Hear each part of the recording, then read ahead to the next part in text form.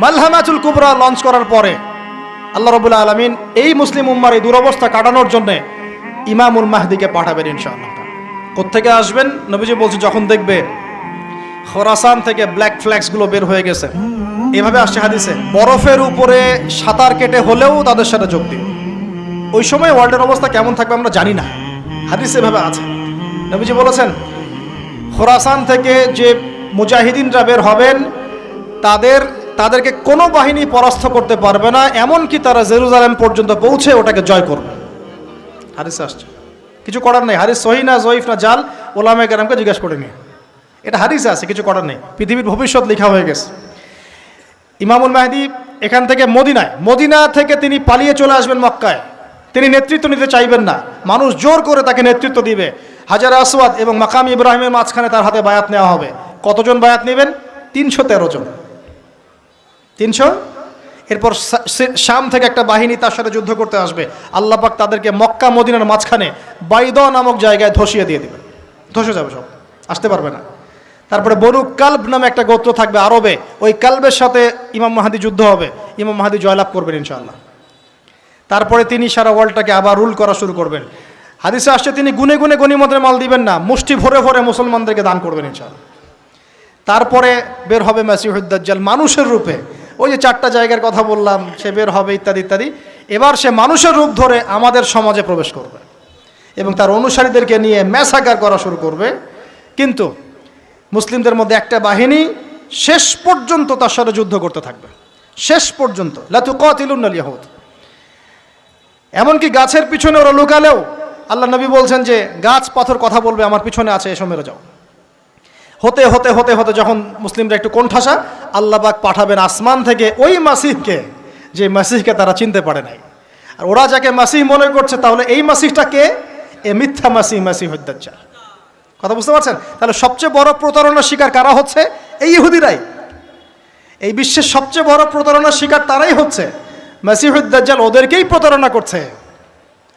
বুঝতে পারেননি কথা?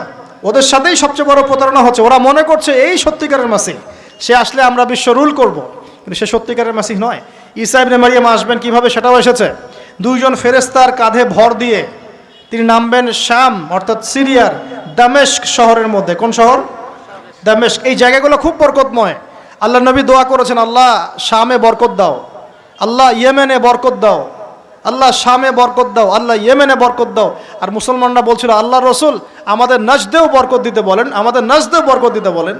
আল্লাহ নবী বলছেন যে নাজদে বরকত না, বরং ওখান থেকে ভূমিকম্প বের হবে, ওখান থেকে শয়তানের শিং বের হবে। চিন্তা করেন, ওই যে বললাম নাজদিরা তুর্কিদের বিরুদ্ধে যুদ্ধ করেছিল, অটোম্যান এম্পায়ারের বিরুদ্ধে যুদ্ধ করেছে ব্রিটেনের সাথে হাত মিলিয়ে। ওরাই এখন সারা বিশ্বে, বাংলাদেশে এদের লেসপেন্সার আছে বহুত, বাংলাদেশে এদের বহুত লেসপেন্সার আছে। তারা বলে, ওই যে দেখবেন যে যখনই আমরা এগুলো নিয়ে আপনাদেরকে সচেতন করতে চাই, মানে এরা তো খারাজি হয়ে গেছে, উগ্র হয়ে গেছে, এই হয়ে গেছে, সেই হয়ে গেছে, এভাবে করে গভর্নমেন্ট প্রশাসন সবার কাছে আমাদেরকে বিতর্কিত করার চেষ্টা করে। অথচ আমরা কি কারো শত্রু? আমরা কি এই আলোচনাগুলো করে ওয়ার্ল্ডের প্রেক্ষাপট বদলাতে পারবো? পারবো না, কিন্তু আমাদের প্রজন্মকে আমরা জানাতে তো পারবো, যাতে তারা আত্মবিশ্বাসী হয়ে গড়ে ওঠে যে আমরা এই নতজন মনোভাব নিয়ে পৃথিবী থেকে যাবো না ইনশাল্লাহ, আমরা পৃথিবী থেকে মাথা উঁচু করেই যাবো ইনশাল্লাহ।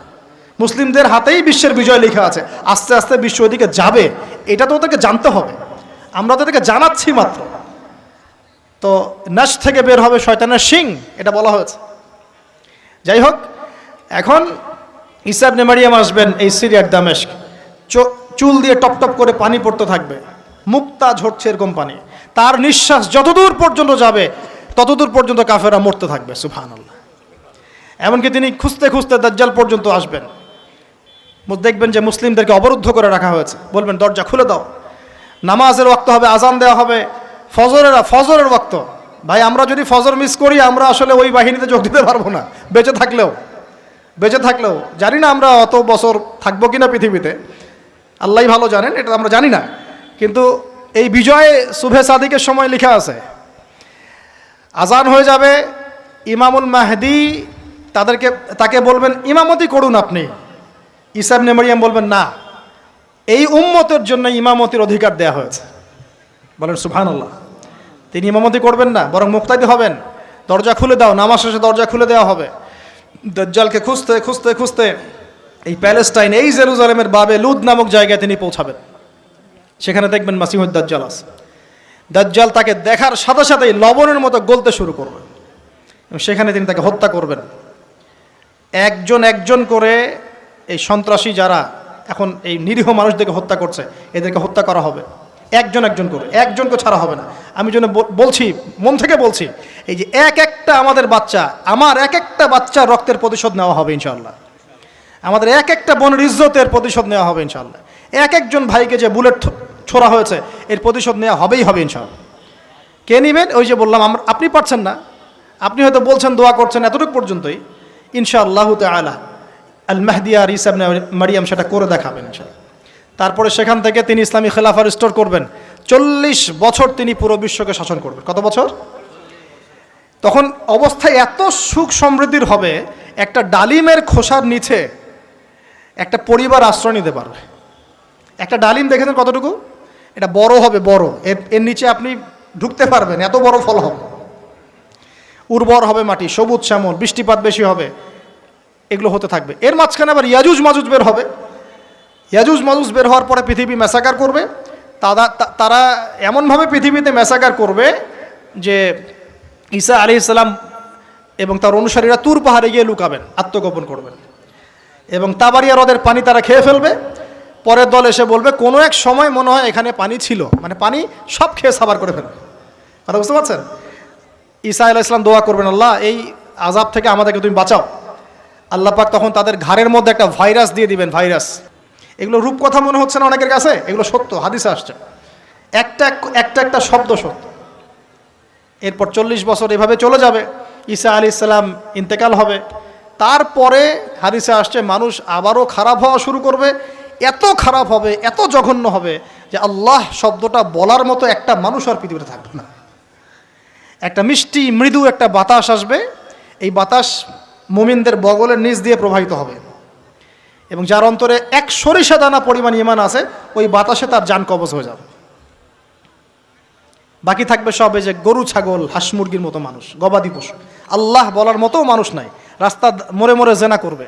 এটা আরো অনেক পরের কথা, অনেক পরের কথা। আমরা ওই যুগ দেখতেও চাই না, বাঁচতেও চাই না ওই যুগে, তাই না ভাই? আল্লাহ পাক বলছেন এরপরে, আল্লাহ রাসূল সাল্লাল্লাহু আলাইহি ওয়াসাল্লাম বলছেন এরপরে একদিন সকালে হঠাৎ করে দেখবে কেনা বেচা করতে করতে, কথা বলতে বলতে, পানি পান করতে করতে, খাবার খেতে খেতে এই যে পশ্চিম দিক থেকে সূর্য উঠে গেছে। তার মানে কি? ওই দিন কিয়ামত হয়ে যাবে এবং এটা এত ফাস্ট হবে, এত দ্রুত হবে। আল্লাহ রাসূল সাল্লাল্লাহু আলাইহি ওয়াসাল্লাম বলেছেন যে কেউ বাসায় ফিরে যাবে, আহাল পরিবারের সাথে একটা দেখা করবে, এই সুযোগ পাবে না। একদম ইনস্ট্যান্ট ডেট সব। একটা বজ্রনীনাদ, প্রচণ্ড মানে শব্দ, এটাতে বিকট একটা শব্দে পুরো মহাবিশ্ব তোলপাড় সৃষ্টি হয়ে যাবে, একদম শেষ। এই হলো সিঙ্গার প্রথম ফুক, শেষ, সব ডেট। এই যে আমাদের এত বাহাদুরি, এত কিছু সব শেষ, মানে পৃথিবী আস্তে আস্তে ওর শেষের দিকে যাচ্ছে। এগুলো ভাই বিশ্বাস করেন, পৃথিবীর সমস্ত সংগঠন, জালেম, কাফের, ফাসেক, মুশরিক, মুনাফিক যা আছে পৃথিবীতে, একত্রিত হয়েও এই সত্যটাকে কেউ টলাতে পারবে না। আমরা সারা মুসলমানরা মিলেও যদি এই সত্যটাকে টলাতে চাই, পারবো না। মানে আস্তে আস্তে আলটিমেট গোল এটাই পৃথিবীর। এরপরে কিয়ামত, তারপরে তো আপনারা জানেন কি হচ্ছে, ফামান ইয়ামাল মিসকালা যাররাতিন খায়রান ইয়ারাহ, এক চুল পরিমাণ যদি ভালো কাজ কেউ করে থাকে তাকে সেটা দেখানো হবে। ওয়া মান ইয়ামাল মিসকালা যাররাতিন শাররান ইয়ারাহ, এক চুল পরিমাণ খারাপ কাজ আমরা কেউ করে থাকলে দেখানো হবে। তবে যারা লা ইলাহা ইল্লাল্লাহ এই তাওহীদের উপর থাকবে, যত বড় গুনাহ করুক না কেন আল্লাহ মাফ করে দেবেন ইনশাআল্লাহ, ইনশাআল্লাহ।